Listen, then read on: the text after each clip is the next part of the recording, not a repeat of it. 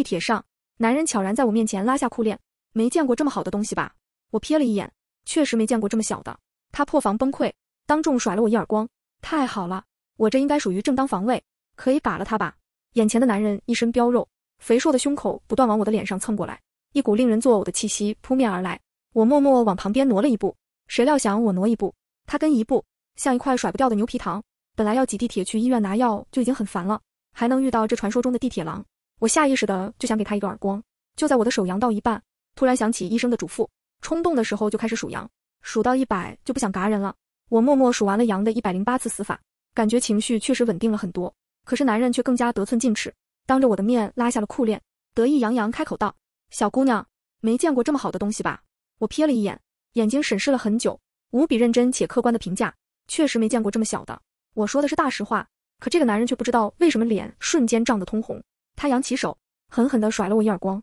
男人的力气有些大，我没站稳，一下子就摔了出去。旁边有人看到我摔倒，下意识地想过来扶起我，却被男人那凶狠的眼神瞪住了。他扬了扬拳头，冲着人群嚷着：“我看谁要多管闲事！”周围的人迅速退开，给我们留了一个很大的空间。男人似乎还是不解气，往我脸上啐了一口：“呸！贱人，老子看上你是你的福气，居然还敢骂老子！”我一本正经回答：“我不骂老子，只骂孙子。”男人听了这话，更加愤怒，又狠狠地往我的胸口上踹了一脚。那一脚力道十足，火辣辣的疼痛瞬间传遍全身。我只觉一阵眩晕，下意识的，我用舌头舔了舔嘴角的血迹，一种原始的兴奋感像汹涌的潮水一样席卷而来，身体不由自主涌起一股酥麻的快乐，将我的理智一点点被吞噬。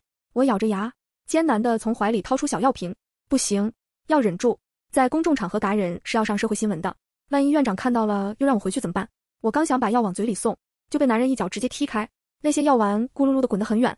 男人恶狠狠踩在我的手背上，脸上露出一脸得意之色。哟，没想到还是个病秧子啊，还吃什么药？反正你今天都要被我打死了。我抬眼望去，周围已经有人在用手机默默地录像了，有人证，有物证，而且还是这个男人口口声声喊着要打死我。那我嘎人应该属于正当防卫吧？有什么东西在我的脑子里炸开了？10年了，我整整憋了10年没嘎人了。你们知道这10年我怎么过来的吗？我的空手道黑带毫无用武之地，但我是一个有礼貌的精神病，决定给男人最后一次机会。于是我缓缓开口道：“现在，你如果愿意跪在地上喊我爹，我就考虑原谅你哦。”男人一听这话，额头的青筋突突暴起，好像下一秒就要炸开了。贱人，你在找死！他抬起脚，气势汹汹地朝着我的脸就要踩下来，那模样仿佛要将我踩成肉泥。可是这找死的人不是我呀！我伸手将那条粗壮的腿掰成了一字，男人瞬间失去平衡，扑通一声重重倒在地上，半晌都没能站起来。他眼睛气得泛红，伸出手试图揪我的头发。我身手敏捷，一个鲤鱼打挺站了起来，居高临下看着他。嘿嘿嘿，刚刚你已经打完了，接下来就要轮到我喽。我用脚稳稳地碾在他的手指上，一点点逐渐加力。你这么喜欢踩我的手是吧？看着他额头的汗珠一点点冒出来，突然想起从冰箱里拿出来的可乐罐，一股爽翻天的快乐涌上我的大脑。男人虽然倒地不起，但是嘴巴还在口吐芬芳。啊，你这个贱人，居然敢！我要你死！我掏了掏耳朵，太脏了，看来我还是不够用力。我半蹲了下来，一个耳光一个耳光不断往他的脸上扇去。那清脆的巴掌声在安静的地铁车厢中回荡，像过年的鞭炮声一般。没过多久，他的脸就高高肿起，原本就肥大的脸，现在更像泡发了的猪头。但是男人的眼神里还是明显不服，甚至试图继续挑衅我。你这贱人，有本事放开我，我们单挑。呦，这200斤的体型，要欺负我这么一个100斤不到的空手道黑带弱智女流，我可没那么傻。我一脚又用力地踩在男人的肚子上。你再说一个字，我就打你一次。男人继续无能怒吼：“贱人，你找死！”我毫不犹豫地对着男生的脸狠狠踩了5脚，他的猪头脸现在全是我39码的血印。男人继续痛苦哀嚎着：“啊！”我直接又踢了男人的肚子3脚，男人疼的眼泪都流了下来，但是他再也不敢哭出声了，只能咬着嘴唇发出呜呜呜的声音。真没意思，我还没玩够呢。可看着他那副眼泪鼻涕呼了一脸的恶心模样，我又怕弄脏自己的手，算了，今天是出来拿药的。我把手往他的衣服上擦了擦，无比淡定地站起身来，将地上散落药丸一颗颗捡起来。可惜了，都脏了，不能吃了，一会儿还得重新去开药，真麻烦。地铁里，围观的人群很自觉地给我让出一条宽阔的通道，大家看我的眼神都隐隐带着点敬佩，甚至还有热心的人弯腰帮我捡药丸。我露出了8颗牙齿的标准笑容，真诚地向帮忙的人道了声谢。就在这时，我突然感受到背后有一股疾风袭来，我机警回头一看，是男人那张放大的猪脸。男人的眼神狰狞无比，脸上鼻青脸肿，看着有些搞笑。他气得嘴都歪了，贱人，我要杀了你！我毫不犹豫地将刚刚捡起的药丸一股脑地塞在了他嘴里。你来的正好，这些都给你吃了，别浪费了，这药很贵的。他的动作瞬间顿在了空中，等他反应过来，脸上露出惊恐的表情，急忙把口里的药丸都吐了。他一边吐，还一边用手拼命地去抠喉咙。哦，我皱起眉头，心中满是厌恶，这辈子最讨厌浪费食物的人了。回想起之前在精神病医院的那段日子，那些护工都很浪费食物，总能剩下隔夜饭菜给我们吃。我不愿意吃，他就硬塞到我嘴里。我把他拉到厕所里，让他喝光了一马桶的水。从那以后，我们院里就再也没有人敢剩隔夜饭菜了。我一个干净利落的扫堂腿，接着又是一个迅猛的回旋踢，将男人再次踢倒在地。随后，我直接一屁股坐在他的肚子上，我脱下了他的鞋，毫不犹豫地朝着他的嘴巴子狠狠地打去。清脆的声响格外的悦耳。我一边打，还在一边教育他：你妈没教你不能浪费食物啊，白长这么大个了，你知不知道这些药丸很贵的？我要坐1小时的地铁才到医院，挂号还要1个多小时，我费了那么大的劲才拿到这些药，你居然就这么轻易的吐了，我打死你！男人试图用手去遮挡，但在我的猛烈攻击下，他的手根本起不到任何作用，他的嘴唇都被我打烂了，鲜血不断的渗出，顺着下巴滴落在地上。可惜我还没打过瘾，地铁就到站了。地铁工作人员带着警察匆匆赶来，被带走之前，我还扭身给刚给我鼓掌的人深深的鞠了个躬。我可真是一个有礼貌的精神病。在警察局里，我这才知道原来男的叫熊霸天，今年刚满18岁。熊霸天被我打怕了，到了警局就口齿不清，哭着喊着要叫他妈过来。20分钟后，一个同款彪悍体型的中年妇女风风火火地闯了进来。她一进入警局，目光便立刻锁定在了打着石膏坐着轮椅的熊霸天的身上，当下就哀嚎了起来，像哭丧一样。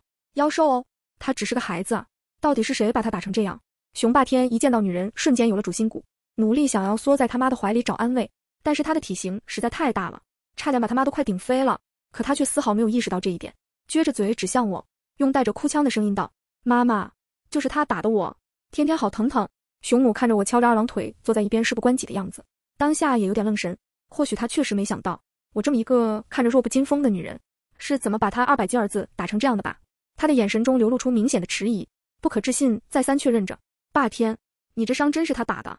我点了点头，咧着嘴开口道：熊妈妈，您要是不相信，我现场再打一顿给你看看。熊母这下信了，她脸色瞬间变得铁青，张牙舞爪就朝着我扑了过来。在警察局，你都敢这么嚣张，你这个贱人，你要不要脸？这么大的人了，还欺负一个孩子！我不慌不忙地伸出腿，他一个不注意，啪叽一下摔在了地上，牙齿不小心磕到了桌子腿，一颗门牙就这样掉了出来。他捂着嘴巴，脸上露出痛苦的表情，嘴里还发出含糊不清的呻吟声。然而，熊母并没有就此罢休，他强忍着疼痛，再次往我冲了过来，那气势仿佛不达目的誓不罢休。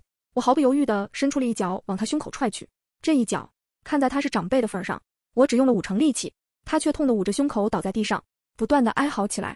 熊霸天看他妈吃瘪了，但是又打不过我，只能默默摇着轮椅离我远一点。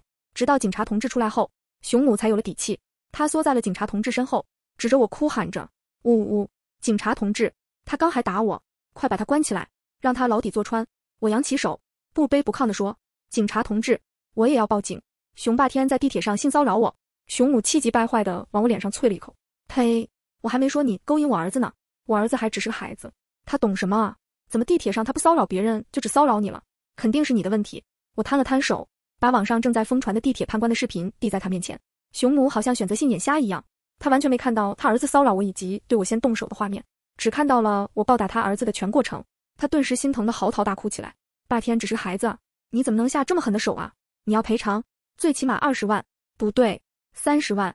警察同志也有些无奈，他满脸严肃地冲着熊母开口道：女士，这个事情我们已经看过监控了，确实是你儿子先猥亵和殴打他人在先，这个姑娘也是受害者。熊母却依旧不依不饶，哭得呼天抢地。就算是我儿子不小心碰到他，那他也不能把人打成这样啊！我要告他故意伤人。警察同志看着验伤报告，他扭头看着我，语重心长道：软组织挫伤13处，肋骨骨折4根。你这打得挺狠啊，都超过了正当防卫的范畴了。我不慌不忙地将怀里的本子掏出来，语气淡定：警察同志，我有病。熊母继续大言不惭：有病也打了人也要负责啊！警察同志，赶紧把他抓起来，他刚刚还把我给打了，你必须替我做主。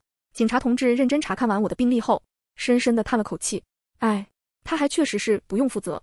熊母瞬间就诧异了，满脸写着不可置信：你们是不是和他串通好了？他把人打成这样，我儿子现在都动弹不得，怎么就不用赔呢？信不信我去投诉你啊？警察同志耐心解释道，他有精神病，严重时会出现暴力倾向，在精神病住了5年，最近才出院的。你说你们好端端的，惹他干嘛？熊母一听，立刻双手叉腰，大声嚷道，什么精神病？我看他就是装的，哪有这要巧的事？他有精神病，就好好在家里待着，为什么要出门啊？我脸上挂着淡淡的笑容，平静地开口回应，我出门是要去精神病院拿药呀，可你儿子却把我的药给弄洒了。对了，那瓶药价值300元，麻烦支付一下吧。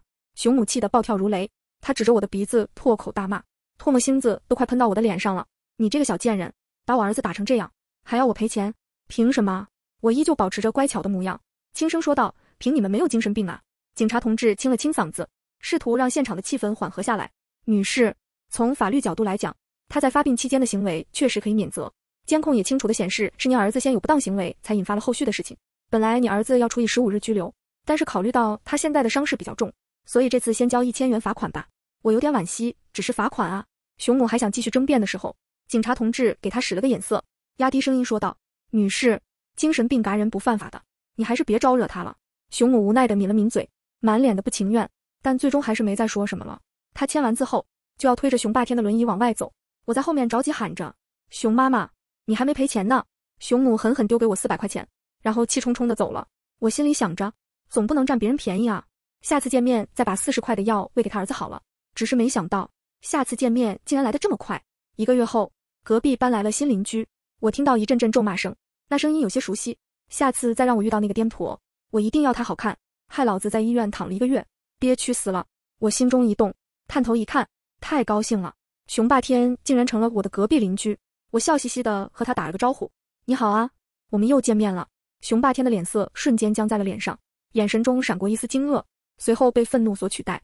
他朝着我扑了过来，真是的，都挨过打了，还学不会乖呢。我毫不犹豫地出手，瞬间卸了他的胳膊。啊！他痛苦地大叫起来，声音在楼道里回响。熊母看到我也很高兴，尖叫着要过来和我打招呼。我可不会厚此薄彼，同样干净利落地卸了他的胳膊。啊！熊母也痛苦跟着喊出了声，不愧是母子，尖叫声都如出一辙的好听啊！我心中涌起一股莫名的兴奋，目光忍不住落在他们的腿上，这掰起来的声音肯定很带劲。谁料想两人却好像见了鬼一样，急忙抱着骨折的手臂跑回了房子，只留下了砰的一声关门声，碰了我一鼻子的灰。不过没关系，来日方长，只要他们还在我隔壁住，我就不愁没有玩具。过了几天，我看到他们没什么动静，便也没有放在心上。医生都说了，不能随意招惹别人，我遵医嘱，好好在家玩游戏。直到今天早上，当我一如往常的打开门拿外卖的时候，一股令人窒息的浓烈馊臭味猛地扑面而来。我下意识地低头查看，门口竟然堆积着好几袋鼓鼓囊囊的垃圾，袋口大大敞开着，很多苍蝇在上方嗡嗡萦绕，有虾壳，有鱼骨头，有已经腐烂冒泡的烂叶子，它们都泡在发黄的馊水里，散发着刺鼻的气味，还有好多小蟑螂在里面肆无忌惮地爬行。那发黄的汁液正缓缓地不慌不忙地顺着门缝流淌进来，而我刚到的外卖就躺在中间。一看到这场景，我感觉我的血液都沸腾起来了。妈的，我都说了最讨厌浪费食物的人了。我气势汹汹地哐哐敲响隔壁的门，刚刚我还分明听到门内有动静的，可我这一敲门，里面瞬间安静了，摆明了就是在防我喽。这让我更生气了，人和人之间就不能有点基础的信任吗？难道他们不知道浪费食物是一种罪过吗？我一会儿要让他们抄写悯农1万次。我怒不可遏地起身回了房间，从床底掏出了藏了很久的电钻，滋滋滋滋就开始拆门。里面的人听到电钻的声音，彻底慌了，他们隔着门就开始叫嚷着，你这个疯子，你要干什么？我又没往你门口丢垃圾。他们真是脑子不好，我都没问，就开始不打自招了。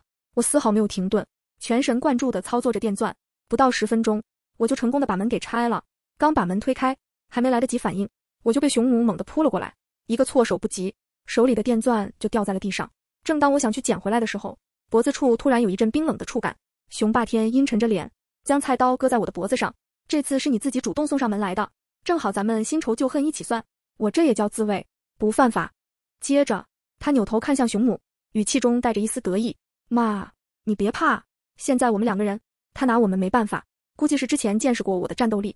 两母子快速找来绳子，急切地把我捆绑了起来。熊霸天的目光落在我身上，看到那被绳子勒出的痕迹时，眼里瞬间闪过一丝欲念。他吞了吞口水，转头对熊母说道，妈，我想。熊母皱着眉头，满脸的嫌弃之色，精神病你也不嫌晦气，熊霸天急忙一把抹掉嘴角的口水，眼睛依旧色眯眯地盯着我，就是精神病。后面说话没人相信啊。熊母听了这话，若有所思地点了点头。他上下不断打量着我，好像在看一个任人宰割的猎物。确实是，这个疯丫头虽然有病，不过长得还挺好，也算是你有福气了，能被我儿子看上。熊母挥了挥手，像是在下达命令一般，你带他去房间吧，现在门被拆了，我在外面替你守着。我看着熊霸天手里明晃晃的菜刀，口水都快流出来了。这样好的东西，我可太久没有碰了。我妈出差前就把家里所有锋利的东西都收走了，连指甲刀都不给我。这个电钻还是我偷偷藏起来的。不过面对他们2个人，确实有点难处理。我佯装出害怕的样子，声音颤抖着：“你想做什么？”“不要啊！”熊霸天笑得一脸变态，“你叫破喉咙都没有人来救你。”他粗暴地拎着我就走入了房间，还谨慎地把门给反锁上。妈，一会儿你听到什么动静都不要进来啊！我环顾了下四周，这一看，只觉得脑子里想要感染的小人更兴奋了。房间的墙壁上密密麻麻挂着一些偷拍的私密照，桌上摆放着很多针孔摄像头，像一只只黑黝黝的大眼睛。床上摆满了一堆女性内衣裤，隐隐约约还有种刺鼻又恶心的味道。熊霸天注意到我的视线，他脸上的肥肉一颤颤的，小眼睛里满是得意，开始炫耀起来了。这些都是我的战利品，你放心，一会儿我也给你拍多点好看的照片。他拿起一张照片，脸上露出猥琐至极的笑容。这个呀，是上次我在3号线拍的。我一路摸过去，那个女人哭了一路，可她就是不敢报警。接着他又拿起另一张照片，表情狰狞可怕。这个女的居然敢报警，害老子被关了几天。不过我也把她的照片发布在网上，说她到处勾引快递员。后来她得抑郁跳楼了，哈哈哈。随后她拿着床上的一条内裤深深地嗅了口，那表情极为陶醉。这个是楼上的，她最喜欢穿蕾丝，太得劲了。我经常拿她的内裤玩耍，现在她得了妇科病，老公以为她出轨了，还闹着和她离婚。她接着拿起桌上的摄像头摆弄着，这些摄像头都是我给酒店装的，可以现场直播，嘿嘿，这些可帮我赚了不少钱呢。她边说边架起了摄像机，调整好角度对准我，长这么大还没试过精神病，这条片子一定能卖很多钱。你常年在精神病医院，还没尝过男人的好吧？今天我就让你开个荤。她瞬间把自己脱得精光，把刀放在桌上，随后像一头饿狼似的朝我扑了过来。然而下一秒，她就被我反转压在身下。她满脸惊讶地看着我，正想开口大喊，结果直接被我随手拿起床上的一条内裤塞在了嘴里。我将她结结实实五花大绑在床上，忍不住吐槽道：“熊霸天，说真的，你和你妈绑人技术实在是太烂了，我都不用1分钟就解开了。”在精神病医院的日子里，我已经学会了捆绑的100种绑法和解法。熊霸天眼神惊恐地看着我，身体不断挣扎着，而我正将那梦寐以求的刀紧紧握在手里。冰冷的触感，锋利的刀刃，让我浑身的血液都沸腾了。就是这个感觉，这种熟悉又陌生的刺激感，瞬间将我的记忆拉回到10年前。时间有些久远，久远到我都记不清一些细节了，只记得精神病里的新来的保安大叔很喜欢和我们玩脱光光游戏。我不愿意脱衣服，他就拿着电棒击打我。后来我偷偷溜进厨房，拿起菜刀，趁着他上厕所的时候，一刀一刀把他的肉给切下来，丢进马桶里冲掉，直到马桶堵塞了，我才打电话报了警。精神病嘎人实在太正常了，院长为了息事宁人，只能赔了一笔钱给保安大叔的家人，而我被单独关小黑屋了2年。在那2年的时光里，我自学了空手道，毕竟菜刀不是那么好偷的。我看着床上赤条条的熊霸天，陷入了沉思之中，究竟该从哪里先下手呢？我的眼神在他的身体上游移，心中不断盘算着。片刻之后，我扬起刀子就往熊霸天的另一条完好的手臂挥去。菜刀很锋利，只听噗的一声，鲜血瞬间喷涌而出，呜呜呜！熊霸天痛得脸色煞白，可惜嘴巴被堵得死死的，只能发出沉闷的哭声。接着我又毫不犹豫地挥了一刀，这一刀准确地落在他的大腿上。熊霸天的眼泪不断滚落下来，我面无表情，一刀又一刀在他的身下用力挥舞着，锋利的刀刃在空中划过，带起一道道寒光，浓郁的血腥味瞬间涌入了鼻孔，弥漫了整个房间。这股腥甜的味道实在太香了，我的神经瞬间紧绷，兴奋如电流般在身体里不断窜动。床上熊霸天痛得浑身止不住地颤抖着，可是他越是努力挣扎，血也流得更快了，鲜红的血液很快就浸润了床上满满当当的内裤。随着熊霸天的挣扎，床板也响起了吱呀吱呀的摇晃声，配上熊霸天呜呜呜的哭声，像一首动人的摇篮曲。这时候我听到外面传来一阵女声：“你好，我是楼下的，能不能麻烦你们安静点，孩子都在午睡呢。”熊母极其不耐烦地催赶着他：“关你屁事啊，嫌吵就去住别墅啊！”女人的脚步声越来越逼近，仿佛带着一种坚定的决心。我倒是要看看你们都在搞什么，房间为什么这么大动静？我的心猛地一紧，瞬间屏住了呼吸，手上的动作也停顿了下来，紧张地盯着房门。我真的不想回到精神病院啊。熊霸天仿佛看到了希望，挣扎的动作更大了。我害怕极了，直接给了他2耳光，低声威胁着，闭嘴。熊母那破嗓子在门外喊了起来，你这人怎么回事啊？你这是擅闯民宅，再不走我就报警了。女人不得已，只能骂骂咧咧转身走了。熊母忍不住敲了敲房间的门，轻声叮嘱着，儿子，你小声点，别把人弄死了，不然很麻烦的。熊霸天不断呜呜呜在挣扎，声音充满了无助，熊母却在外面笑个不停。不过我都打听过了，这个贱人自己一个人住，你想玩多久都可以，妈就不打扰你了。现在去给你炖鹿茸汤补补。熊母的脚步声逐渐远去，熊霸天的眼神空洞，好像已经失去了所有的希望。对哦，一言惊醒梦中人，我可不能嘎人，要是杀了人，院长肯定会把我绑回去的。可我转念一想，半死不活就不算嘎人了。我手起刀落，毫不犹豫地直接扬起刀子，朝着熊霸天的双腿处狠狠落下。啊！他从喉咙里发出一声极其痛苦的嘶吼声，紧接着熊霸天便彻底晕了过去。真没意思，保安大叔都还能坚持半小时，真是白瞎了这么年轻。我从衣柜里翻出了个袋子，将熊霸天房间里那些令人作呕的东西全部扫进去。做完这一切，我一手提着刀，一手拎着包，非常麻溜地打开了房门。熊母刚端着汤从厨房里走出来，她的目光一触及我那刀尖上带着血的刀子，瞬间尖叫出了声。你怎么会在这里？你把我儿子怎么了？我将桌面的汤喝了一口，仔细品味着，然后认真评价道，有点淡了，熊妈妈，记得一会儿加点盐。熊母此时已经被愤怒冲昏了头脑，她伸手就想往我的脖子抓过来。下一刻，我面无表情地把冰冷的刀刃贴在她的脸上，不断比划。熊母顿时吓得整个人瑟瑟发抖。不要，接下来就轮到你了。我揪着她的头发，用力地将她扯到我家门口，把这些都给我吃干净，剩下一块我就往你脸上割一刀。熊母害怕极了，眼睛里充满了恐惧，她颤抖着蹲在地上，看着那些腐烂的剩菜残羹，嘴唇颤抖着，似乎想要拒绝。我扬了扬菜刀，她闭上眼睛，强忍着恶心，颤抖着抓起一块散发着恶臭的菜叶，那菜叶上还粘着一些黑乎乎的东西，不知道是什么。她把菜叶放进嘴里，疯狂咀嚼起来。刚一入口，她就忍不住呕吐起来了，呕吐物喷溅在那些垃圾上，更加让人难以忍受。但她没有办法，只能再次伸手去拿那些垃圾。她一边吃，一边呕吐，一边流泪，那场景实在是惨不忍睹。最后，她花了大半天才吃完了那些恶心的东西。我这心满意足把它放了回去。就在我刚踏入家门的一瞬间，我听到了熊母撕心裂肺的尖叫声。霸天，我的儿子啊，这到底怎么回事？救命啊！救护车和警车很快赶到了现场，医护人员迅速将熊霸天抬上担架，送往医院进行紧急救治。熊霸天的伤势极其严重，他的双腿被砍得血肉模糊，多处神经和血管被切断，即使经过全力抢救，也面临着终身残疾的风险。但由于他伤得太严重了，关于他违法的指控只能等他醒来才能处理。嚣张跋扈的熊霸天再也拔不起来了。熊母悲痛欲绝，却又拿我没办法，只能联系了一些不良自媒体，开始恶意颠倒黑白，试图通过舆论压力让警方对我判刑。在他发布的内容里，我仗着自己有精神病，恶意撬开他家的门，还残忍地伤害了他的儿子，最后却因为精神病逃过了应有的罪责。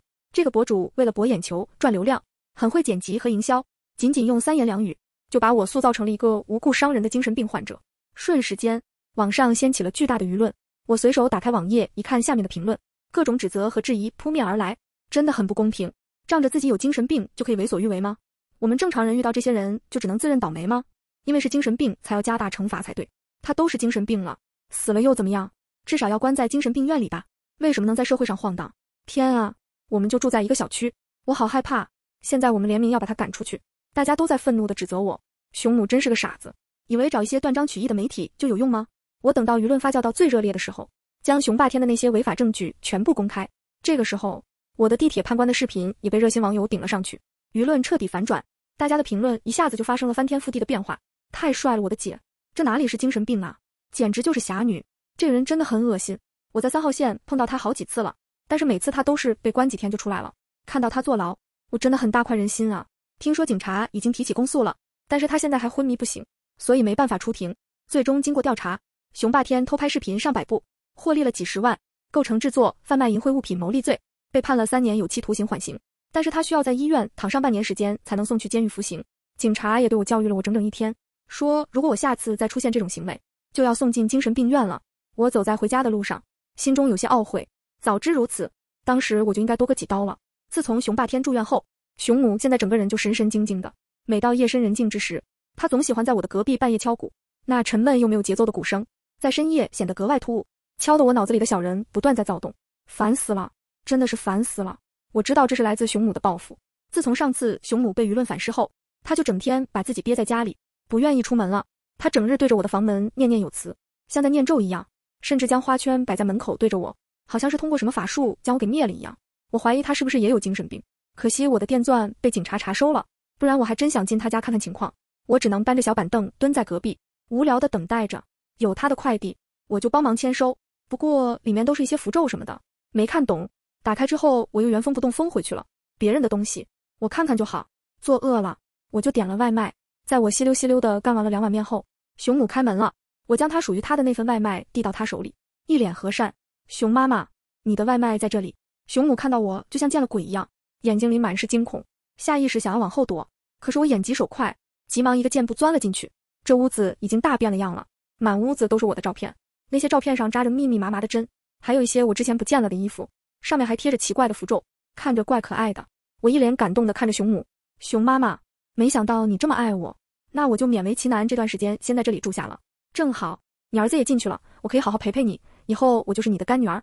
我十分仗义拍了拍自己的胸口，多亏了熊母在网上的宣传，虽然大家都觉得熊霸天罪有应得，但是小区的人都不想我在这里，开始暗戳戳排挤我。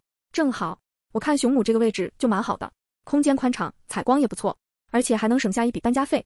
只是我是一个有洁癖的精神病，看着周围无比杂乱的环境，我不由得皱了皱眉头，心中涌起一股不满。熊妈妈，麻烦您把房子收拾干净哦，我一会儿可是要检查的，如果还有碍眼的东西，我会喂你吃下去的哦。熊母吓得一个机灵，身体不由自主地颤抖了一下。他知道我是个言出必行的人，当下就慌乱地开始收拾起了屋子。熊母把我的照片从墙上扯下来，胡乱地塞进柜子里。他一边收拾一边时不时地偷瞄我，生怕我的脸色有任何不悦。我理所当然地霸占了熊母的房间，毕竟熊霸天的房子实在是太脏了，我嫌恶心。熊母一直忙活到凌晨才将卫生勉强搞完，他整个人累得不行，蜷缩在沙发的小角落里，脑袋一点一点地打着瞌睡，手上竟然还紧紧握着一把刀。你说这晚上睡觉还拿着刀做什么呢？万一不小心伤到自己可怎么办？